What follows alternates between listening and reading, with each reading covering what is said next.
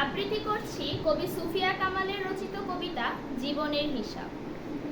বিদ্যে বুঝায় বাবু মশাই, চড়ি শখের কোটে মাছিরে কন বলতে পারিস সূর্যি কেন উঠে, চাঁদটা কেন বাড়ে কমে, জোয়ার কেন আসে।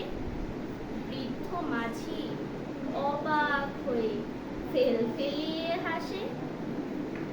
বাবু বলে, সারা জীবন মরলি রে তুই খাটি, জ্ঞান বিনা তোর জীবনটা যে চারি আনাই মাটি।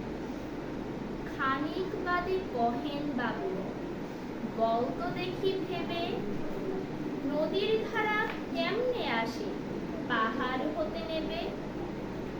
বলতো কেন লবণ পোড়া সাগর ভরা পানি। মাঝি সে কয়, আরে মশাই অত কি আর জানি। আবার ভেবে কহেন বাবু, বলতো রে বুড়ো, কেন এমন নীল দেখা যায় আকাশের ওই চড়ো। বলতো দেখি সূর্য চাঁদে গ্রহণ লাগে কেন।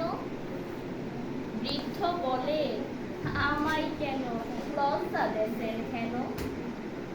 বাবু বলে, এই বয়সে জানিস নেও তাকি, জীবনটা তোর নেহাত খেলো কষ্ট আনাই ফাঁকি। খানিক বাদে ঝড় উঠেছে, ঢেউ উঠেছে ফুলে। মাঝি সে আসসালামু আলাইকুম।